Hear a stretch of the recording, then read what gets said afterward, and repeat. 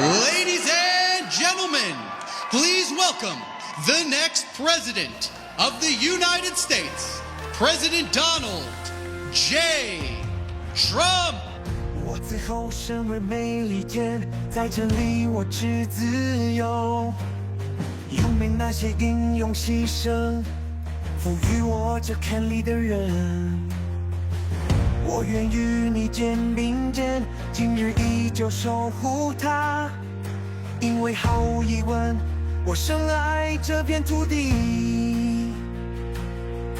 愿上帝保佑美国，从明尼苏达的湖畔到田纳西的山涧，跨越德州的平原，从海洋到山腰的海岸，从海洋到山腰的。Thank you.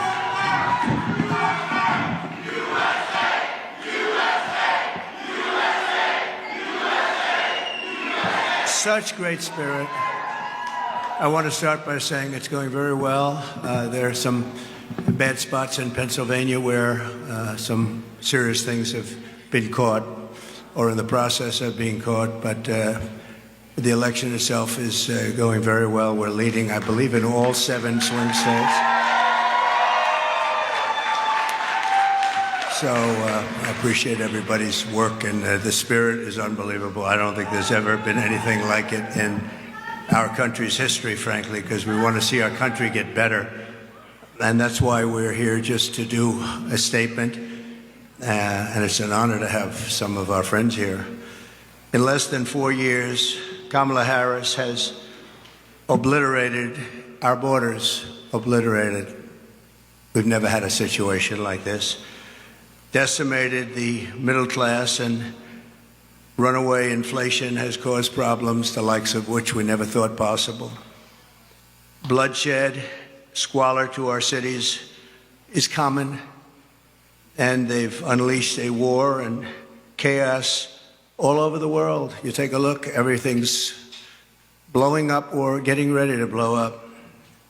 No respect for our country anymore, no respect for our leadership. No person has caused so much destruction and death at home and abroad should ever be allowed to be the President of the United States. You can't have that. Can't have that. So I'm running on a plan to save America. We're going to save America. We have no choice. It's the greatest there is. We love it, and we're going to save it. We have no choice. And it's going to be saving it from the incredible destruction that's been caused by crooked Joe Biden and Kamala. And she's responsible because he wasn't responsible, and she never said that. He didn't know too much about what was happening. Maybe that was exposed during the debate. And, you know, I said yesterday that she's a vessel. She is a vessel. It's a very big, powerful party with smart people. I have to be smart. But it's vicious. They're vicious, and they're perhaps even trying to destroy our country. Because who would want open borders where millions of people can flow in from prisons and from gangs, the worst gang members anywhere in the world? Who would want this for our country? Who would want all of these transgender operations all over the place, like at will? Even if you're in detention, I want a transgender. These are things she stood for. Who wants to defund the police? She's wanted her whole career to defund the police. She only changed recently. She changed on 15 different items. After 2 assassination attempts in just over 3 months, her lies and her slanders are very shameful and really inexcusable. And I can say that if I were president and somebody was being threatened, openly threatened like they've threatened me, I would say, if you do that, even if this was an opponent who I disliked, if you do that, we will obliterate your entire country, and it would all stop. But they wouldn't make that statement. They won't make that statement. And essentially, that statement has been made by other presidents even concerning their opponents, as you know. Today we're going to talk about the real character of Kamala. The three great people up here with me are going to just discuss that for a little while, about what's happened to them, how their lives have been shattered.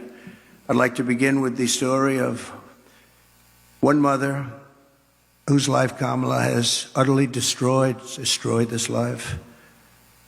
And we're talking about thousands of people in very similar situations. Every day under Kamala, open border policies. And if you remember, Joe Biden appointed her as the border czar. She doesn't want to use that term, but let's say we'll just use a different term. She was responsible for the borders, totally responsible. She never made one call to Border Patrol. 2 weeks ago, the Border Patrol endorsed me with the most beautiful endorsement I think I've ever gotten. The character of Kamala Harris, you'll know from just watching this video. We had it done yesterday. It's very, very quick, very easy to do, but it was very heartbreaking. We showed it in a room full of people, and everybody was crying. Some pretty tough people were crying. Please take a look. Sunday night, I asked her to not stay up super late because of her coming to work with me in the morning to do her summer school. She said, okay. I told her good night and I love you. I went to bed, not realizing that that was going to be the last time I saw her. We're best friends. Yeah. We're going to shake it again. I woke up to notice she wasn't in her bed. I'm in my heart trying not to lose my mind because I don't know where she is. I finally remembered her phone had a location on. I start driving to the direction the phone was being pinged at, and I see a couple cop cars with lights on. I see yellow tape, and immediately my heart drops and sinks to the bottom of my stomach. My daughter's hands and ankles were both bound. She was strangled to death, left with no pants. And I know in my heart, she fought incredibly hard. She was not going down without a fight. We begin with two men we're learning are charged with capital murder tonight, accused of killing a 12-year-old girl. Police say these men strangled her before dumping her into that creek. Both men were in the country illegally. Apprehended, then released by Border Patrol less than 3 weeks before Jocelyn's death. The men accused of killing Jocelyn Nungare are affiliated with the gang known for brutal violence. Kamala Harris was in charge of immigration in our borders. If we had better border policies and not open borders and not these catch and release policies, I truly believe this all could have been prevented. Under her being vice president of this country, my daughter's life was ripped away from her. She had her entire life ahead of her. Happy birthday, dear Jocelyn. My daughter is 6 feet in the ground based off of policies that she allowed to keep. Kamala Harris did have one job, and she not only failed, not me, she failed my daughter, she failed Jocelyn, and she was only 12. President Trump reached out, gave me his sincerest condolences as not a former president, but just as a father, someone who cares. I believe Donald Trump needs to be back in office. I can at least know that my next child will be safe in this country.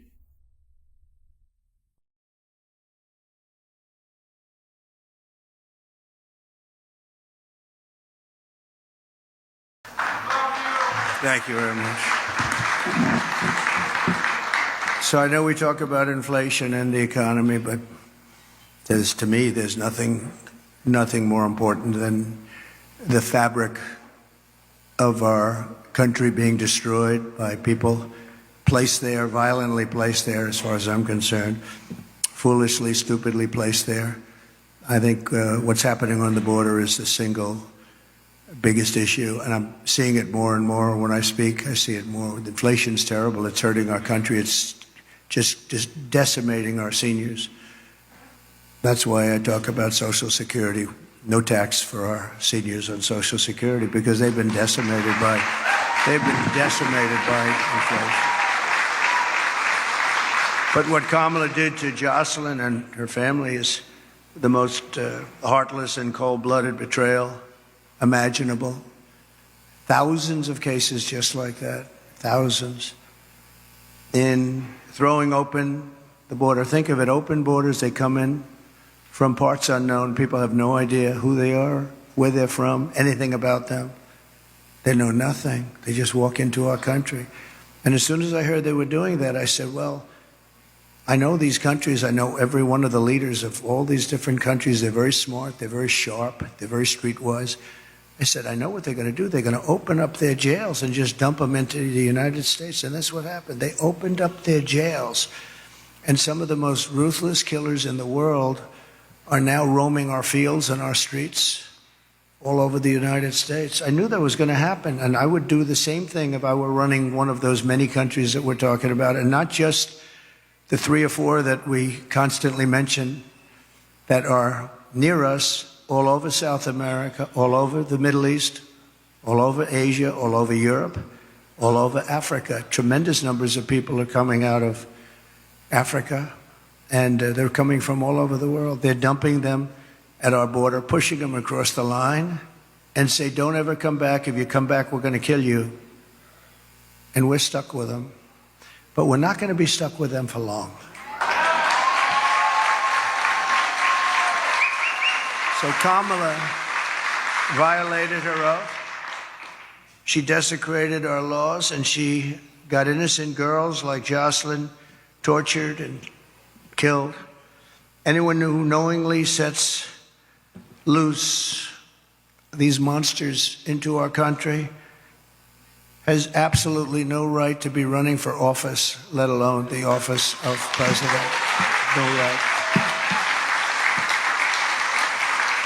So here today is another great person, an American mom, Tammy Nobles. 2 years ago, Tammy's 20-year-old daughter, Kayla Hamilton, who had an autism diagnosis, was found raped, tied up and strangled to death with a telephone cord in her home. Kayla's murderer was an illegal alien, MS-13 gang member, among the most vicious gangs anywhere in the world.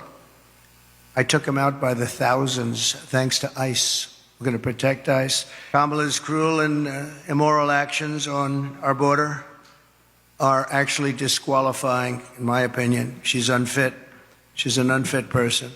And she knows this is going on. She never called anybody, including the 13 soldiers that were so needlessly killed in Afghanistan with that horrible moment in time where our country was just lost all respect from the whole world when they saw that. That's one of the reasons that Putin went in. He would have never gone in, ever. He wouldn't have gone in. If I were president, he would have never gone in. I ended his pipeline in Europe, no problem. And what happened? Biden comes in, he proves it right away, but he kills the Keystone Pipeline. Putin never would have come in. And he didn't, by the way, for 4 years. There was never a threat that he was going to do that. But he saw weakness, and I think a lot of it was seen in that horrible period of time. She is also aiding and abetting the cartels, allowing vast quantities of deadly drugs to pour unchecked into our country. And remember this, they now have an app. You call the app and you bring whatever you want, you bring them over, they'll tell you exactly. Can you believe it? They have an app. And they have airplanes, big, beautiful Boeing airplanes flying back and forth over our border. They were saying, where are those planes coming from? Where are they going? They were loaded up with migrants. They're dropping them out in the Midwest. They're dropping them all over the place. And I will tell you, if you look at Aurora in Colorado or in Springfield in Ohio they dropped 32,000 illegal aliens. They tried to give them legal terminology, but it's not. illegal aliens, 32,000 into a 50,000 person town, beautiful town, no problems. And now they don't know what to do. And they want to be nice, and the mayor wants to be nice. His big thing is to get interpreters because they don't speak English. It's very hard to get interpreters. And he's trying to get interpreters. But in the meantime, they're taking up the hospital. So when people from Springfield would routinely be able to check with a doctor, go to a hospital, they're unable to get in, they're packed. The whole town has changed. And this is happening all over our country. Aurora probably is an even worse situation because you have the meanest, worst gang from Venezuela in the world, probably, maybe as bad or worse than MS-13. And they've literally taken over the town. They've taken over large sections of the town. They've gone into the real estate business. They've taken over apartment complex. They took over a number of complexes where the people are paying them rent. They've become the landlord. Isn't that nice? And they're rough, tough people, and they have the latest weapons. They have military quality weapons, and everyone's saying, where did they get them? We got to get them out of here. We're going to get them out fast. We're going to get them out fast.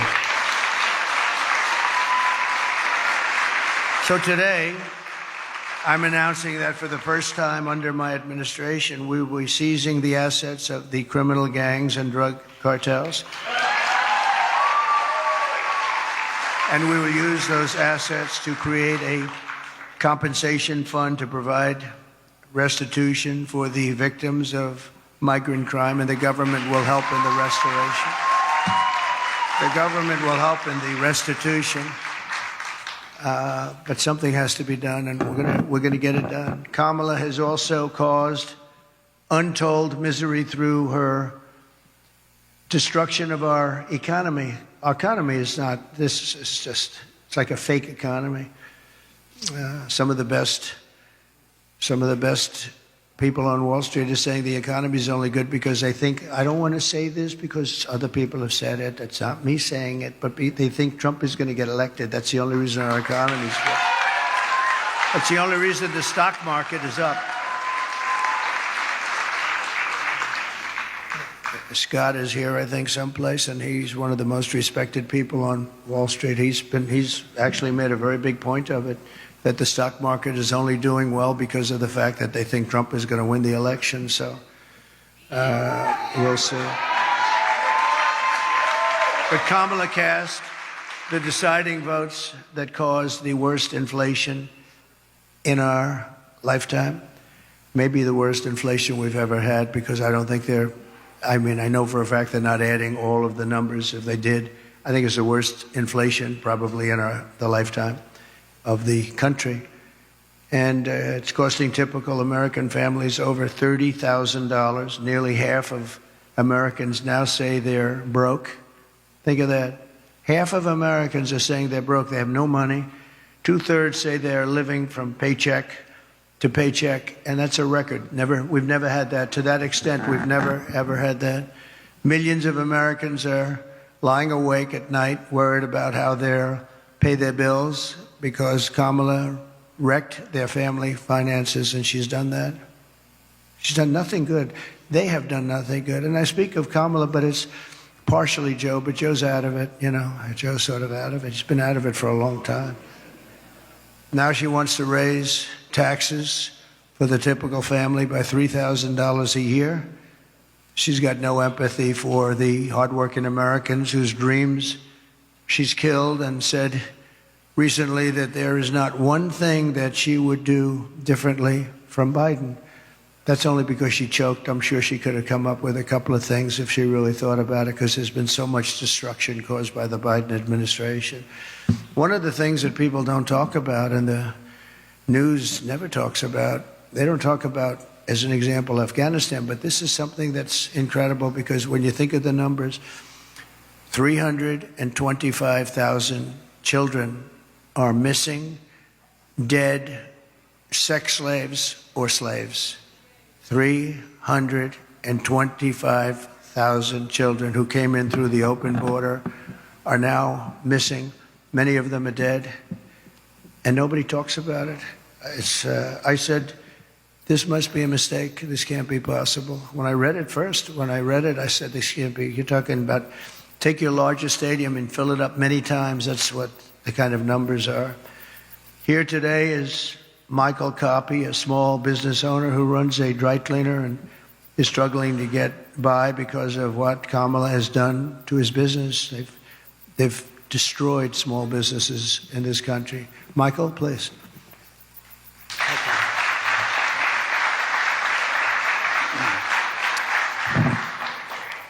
I just want to say thank you, Mr. President, for affording me the opportunity and the high honor of joining you here today and sharing my small business story with you folks and the American people. So it's a chain of eco-friendly dry cleaners throughout the Tri-County here in West Palm. And it seems not too long ago, just a few years, the customer and us, the small business owner, we were able to keep up with inflation. There were resources available to us for expansion, or if you had a bad month, you know, if there was something you needed to make up for, it seemed like the support was there. And now, just a few short years later, it seems like all of those resources have dried up. The support's no longer there.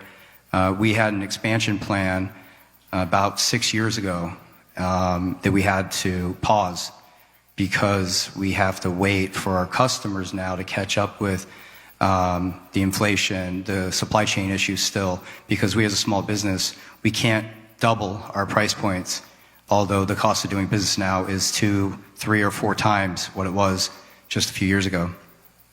So we've had to get creative. Our industry, probably 30% in the dry cleaning industry, never survived COVID.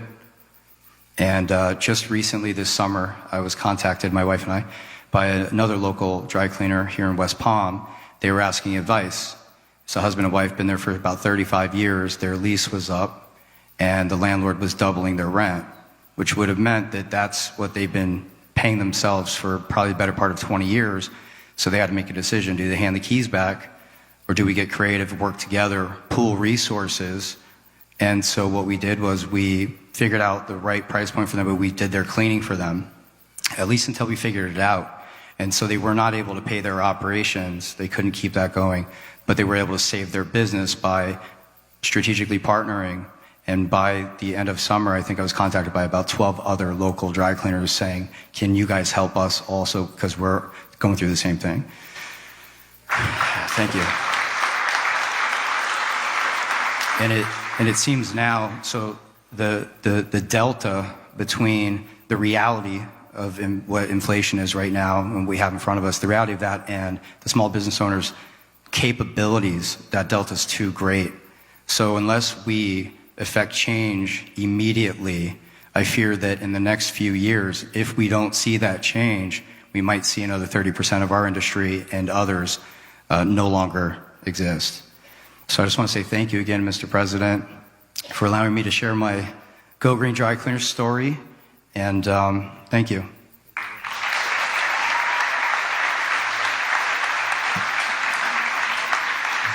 Thank you very much. We really helped a lot of people during the prime time of the China virus. And we helped a lot of people, and we did it intelligently. Then when they took over, they just threw money around like it was dirt. And as you know, the recent monster hurricane, Helene, just wiped out so much. If you look at the different states, North Carolina, Georgia, Alabama, South Carolina, Florida, Tennessee, it was just devastating, devastating. And the response was the worst since Katrina, but really a lot of people think it was much worse than Katrina. It's still, they haven't shown up. They're not in North Carolina. The people of North Carolina have suffered incredibly, and it's just nobody to help them. FEMA has been a total disaster. We had FEMA that was fantastic when we did this, because we had our hurricanes too. We had some bad ones, but we did a great job with it. It's not there. And then you see that they, originally blamed, and then they tried to take it back, but it was a little late. But they said that the money was spent on bringing illegal migrants into our country. They spent close to $1 billion, and these were funds that were spent. And you have to say, I was in North Carolina recently, and I looked at devastation that was just, it was just unbelievable. There was nobody there from the federal government. The local people have done incredible things. Franklin Graham has done incredible things. He's been amazing. But there was nobody there. So we're pleased also to be joined by Christy Shamblin, person I know and I've gotten to know over the last year or so, the mother-in-law of fallen Marine Corps Sergeant Nicole G. Nicole made the ultimate sacrifice during the disastrous withdrawal. Not that we were withdrawing. I was going to withdraw, but we were withdrawing with dignity and strength and power, and we were going to keep Bagram, the big air base, because of the fact that it was so close to where China makes their nuclear weapons. 1 hour away. We should have kept it, and we didn't do that. But the way they withdrew, they took the soldiers out first. No, you take the soldiers out last. I went 18 months without one soldier. I spoke to Abdul, the leader of the Taliban. We went 18 months without one soldier even being shot at, no soldier being killed for 18 months. And then we left, and you had this group of incompetent people take over. Guys like Milley should have been fired. They should have been fired.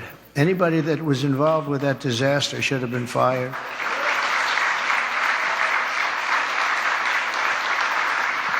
She was one of 13 U.S. service members who lost their lives. Kamala said she was the last person in the room, that Kamala was the last person in the room. She was involved in everything. She takes credit for that. She was involved in everything. That means she was involved in disaster after disaster, because nothing good has happened with this administration except that our country has gone to almost a third world status. With Biden, when Biden made a decision, she said she was there. Oh, she was there. But the Afghanistan decision was a disaster in so many different ways. And now you take a look at it, they're right back to what they were doing before, except much worse to women. They're worse to women right now than they were even before it started. But Kamala never reached out to the family members of the warriors. And she said she was going to, but she never did. She never called anybody. And Christy, I'd like you to come up and say a few words, please.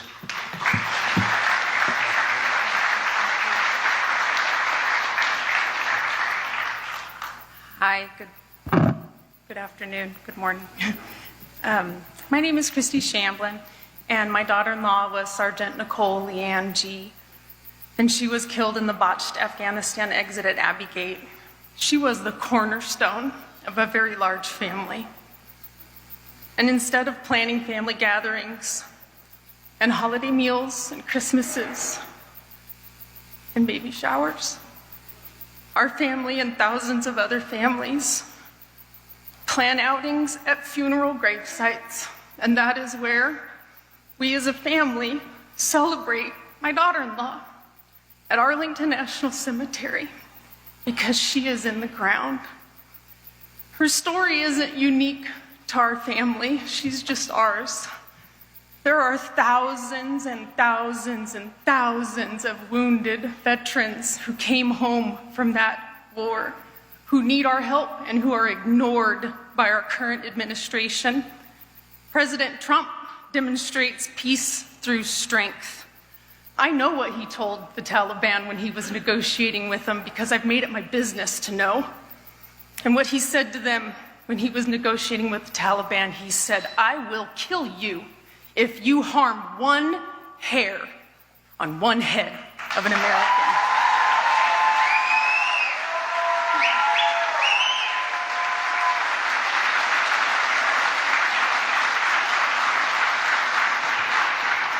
President Trump shows up, he reaches out, and he can fix our country, and we can all heal together.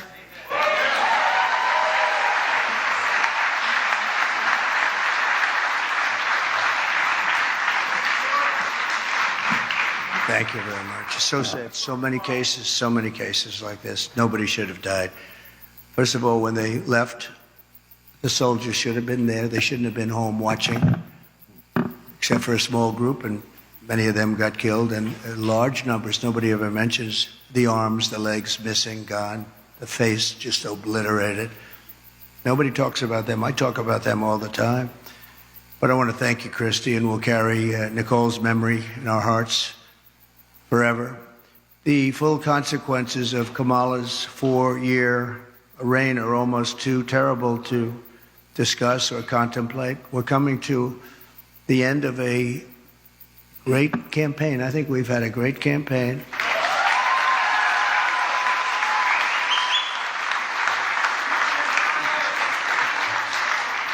We've really not been provided the kind of protection that I needed as president, but I said we have to do it anyway. When Secret Service would ask for additional people, oftentimes we would be turned down. They were constantly asking for additional people.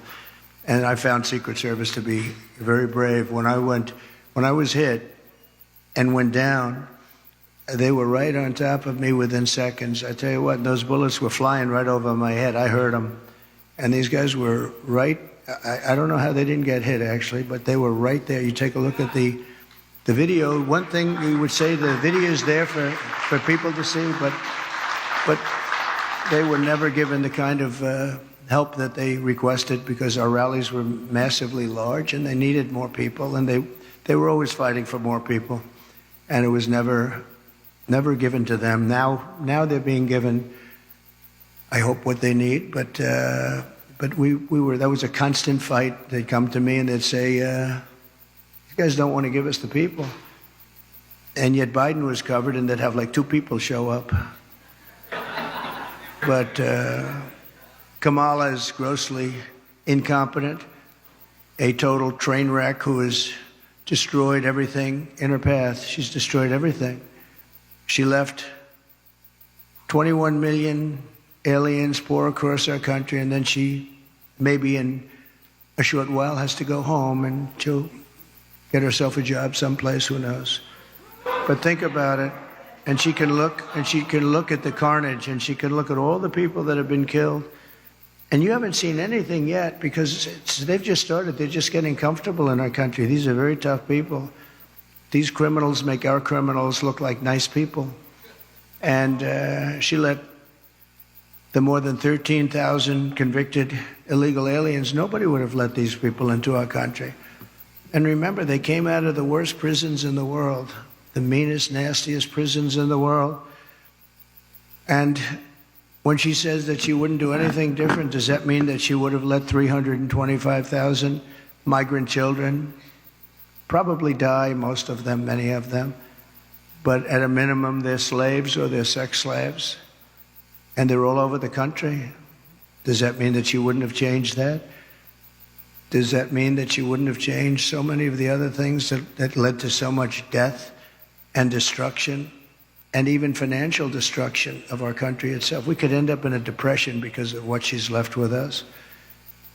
They are the worst combination, president, vice president, in the history of our country. And I often say Jimmy Carter's a happy man because his administration, by comparison, was totally brilliant. It was brilliant. After Kamala endorsed defunding the police, she bailed out rioters, looters, and murderers, took them right out of jail during the violent crimes in the United States. Remember, that was in Minnesota. Minneapolis was burning down. It was burning to the ground. I watched a CNN announcer say, this is a friendly group of people. And over his shoulder, the entire skyline was burning. I've never seen it.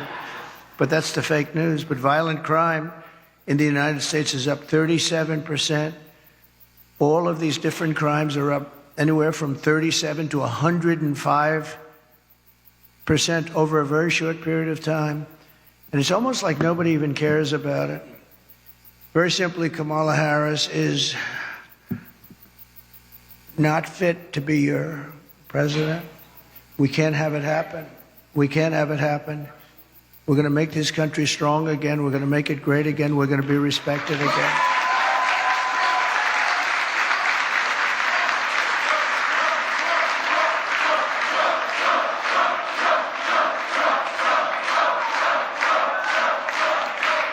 Her message has been a message of hate and division, and my message is about saving our economy, securing our border, bringing together the greatest and broadest coalition in American history. There's never been a coalition like this. Everybody's included. And on issue after issue, she broke it. They broke it together. But for purposes of this election, she broke it. Can't let her go. And I'm going to fix it, and I'm going to fix it very fast.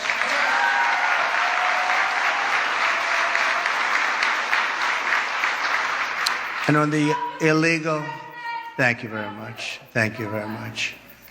On the illegal immigrants that will be taken out of the country, as you know, we're going to be taking them out. And if they come back, we have laws that will be immediately enacted where they serve 10 years in prison. They won't come back. And if that's not long enough, we'll have to do something else. But we don't want them back. They're not going to come back. And as you know, we're asking for the death penalty for any migrant who comes into our country and kills an American citizen or a police or law enforcement person. Because we have to protect our police. Our police are under siege also at numbers that nobody thought were possible, the worst they've ever seen. It's very hard to recruit. And really for not just the danger, it's hard to recruit because they don't have the spirit anymore for our country because they're being led with people that are spiritless. They really are spiritless. They can't instill spirit. But so that's any citizen, they get killed, it's a death penalty, and that includes police or law enforcement officers.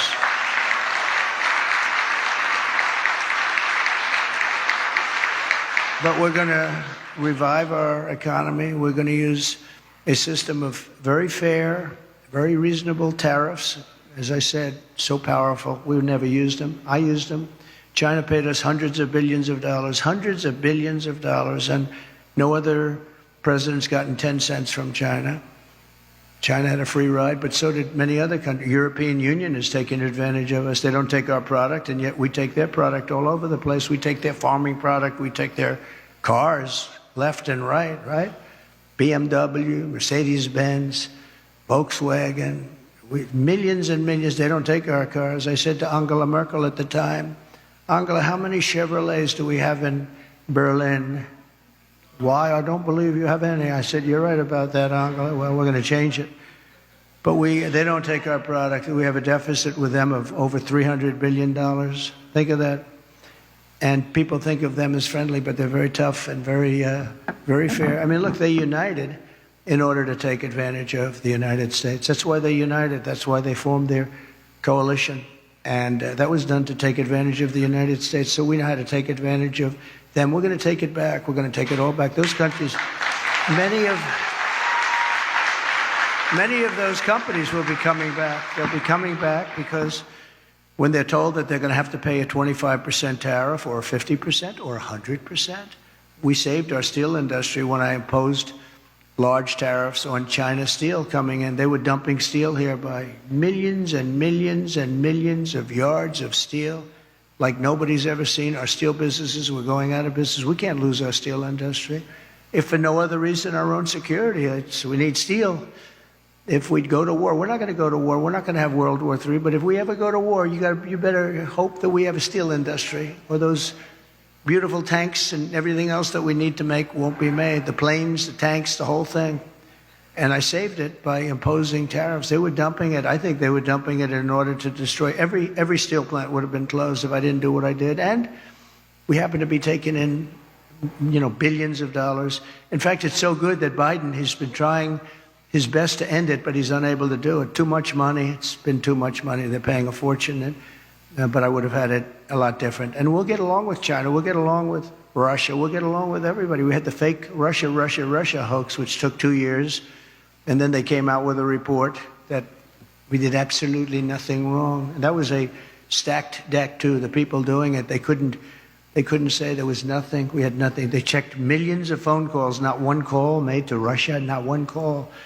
It was a terrible thing they did to the country and actually put us in a lot of danger, to be honest with you. If I didn't have somewhat of a relationship with Russia and Putin and all, we had to have it. And by the way, getting along with President Xi and Putin and Kim Jong-un of North Korea. If you remember when I met with Obama, His wife was very nasty to me the other day. Oh, that was not nice. She was very nasty. She said nasty things. I was always very respectful of her, but she got up there, which shows you how nervous they are about what's happening. But she was nasty 2 days ago. She got up and said some bad things she shouldn't have said. They were wrong, too. But we're going to turn our country around. And so I just want to tell you, this is a campaign that's been long and hard. I've been on the road or campaigning for 58 straight days. I haven't taken a day off. I'm proud of that.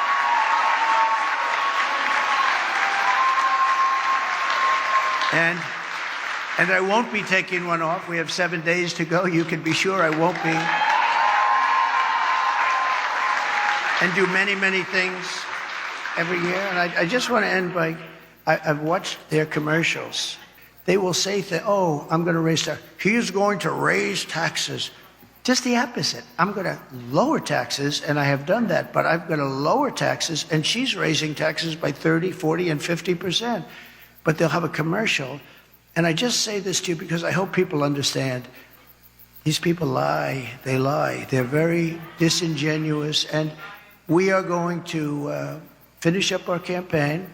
And it's interesting because I haven't taken any time off for a long time. I tell you who can tell you about that, all the people that follow us, including the people in the campaign, but including Secret Service, who has been working very, very hard. I will tell you, they've really been working very hard.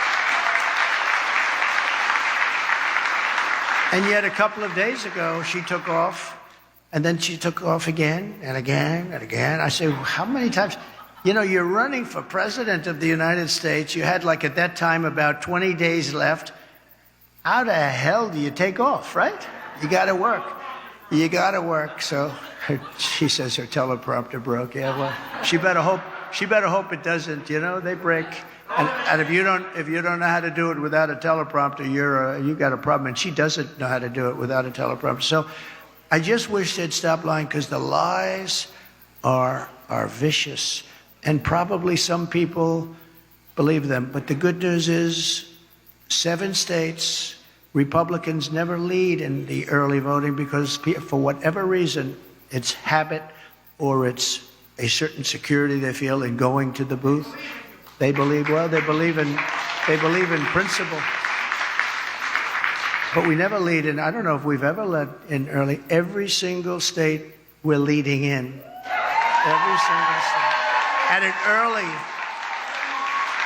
And we don't need all of them, but at an early. And some states are in play that nobody thought would ever be in play. But I think people are seeing, because, again, we're the party of common sense. We're the party of common sense. And we want to have strong borders. We want to have great elections. We want to have fairness. We don't do things like, we're not going to have men playing in women's sports. I mean, that's okay. So we're the party of common sense, and we're the party of fairness, and we have a coalition. Nobody's ever seen anything like, I don't think anybody has ever seen anything like what happened the other night at Madison Square Garden. The love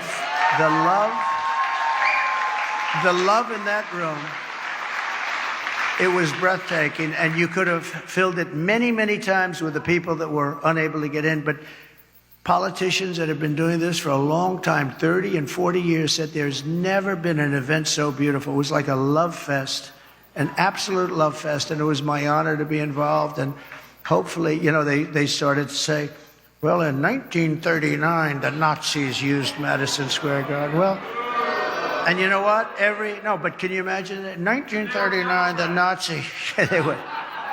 But how terrible to say, right? Because, you know, they've used Madison Square Garden many times. Many people have used it, but nobody's ever had a crowd like that. And I tell you what, right now, nobody's ever had love like that. That was love in the room, and it was love for our country. It was really love for our country. So we're going to fight like hell for the next 7 days, and then hopefully...